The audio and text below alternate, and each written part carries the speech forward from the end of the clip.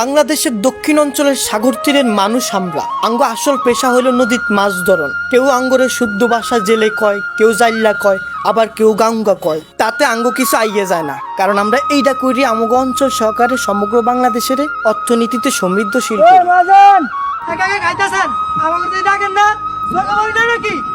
এই থাপড়ায় আর দাঁত পা ফেলাই দেবো না বাতিল।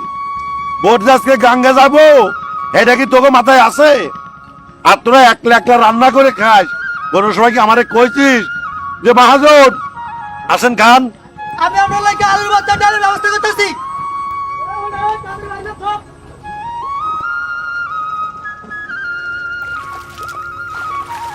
কিরে রহমান, বিকালে যে বোট নিয়ে নদীতে মাছ ধরতে যাইতে হইব, এটা কি তোর মাথায় আছে?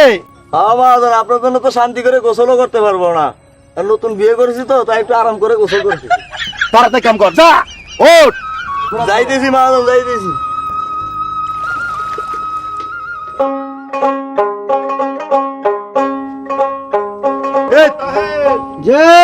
কিরে বিকালে যে নদীতে যাতি হবি মাছ ধরতি, ইঞ্জিনটার কি ঠিকঠাক করছিস?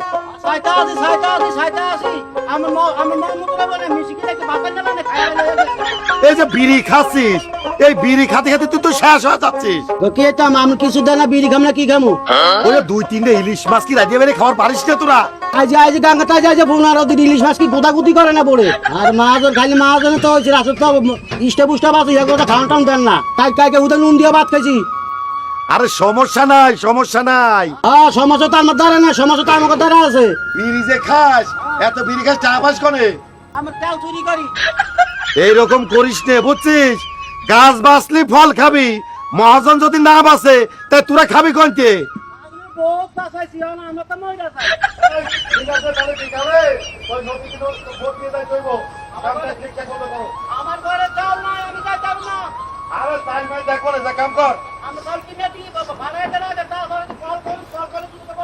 ঠিক আছে, ঠিকঠাক মতো কাম কর, আমি গেলাম।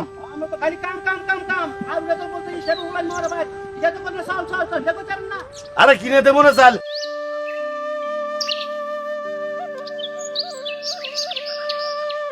কাল যে বোট গাঙ্গে যাবো খবর আছে, একটা বাক্য ঠিক করে না, এখন কিভাবে হইব? শালার বসালার এমন ভাবে বোটে থায়, কদিন পরে বোট থেকে ভাগন লাগবে।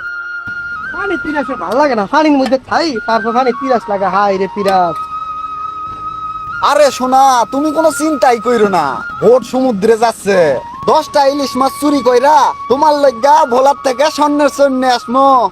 আর হনো, আমারে কিন্তু বেশি ভালোবাসা দিলে আরো বেশি পাইবা। স্বামীরে বেশি বেশি ভালোবাসতে হয়। হনো, যেই হাঁস স্বর্ণের ডিম দেয় ওই হাঁসে যত্ন কইরা রাখতে হয়। শালা স্বর্ণের ডিম মারা গেছে, স্বর্ণের ডিম মানুষের বুড়ে কাজ করাবার স্বর্ণের ডিম, তুই তো বড় পচা মুরকার ডিম। যা ঘুমা, কাল বোট গাঙ্গে যাবে, এমনকি ঘুমা রাখতে বোট চালাবি। এই বেটা যা, আমি পারুম না, তুই যা। তুই পারবি না মানে? যা বলতেছি যা। এই বেটা বেশি কথা কইস না, তুই যা।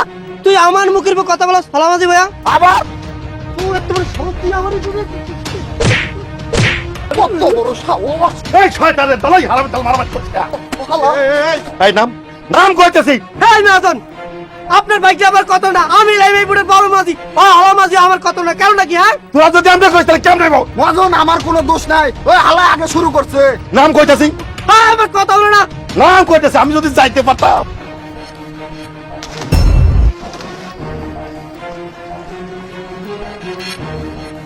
তোরা যে পানিতে পড়ছিস, তোকে কিছু করলাম না।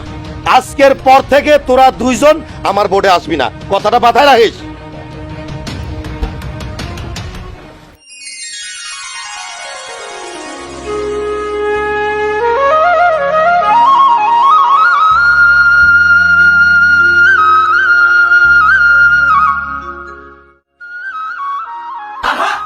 এই দাঁড়াও, কি এটা কি নিতেছো? কি নিতেছি আপনারা দেখা দেবো?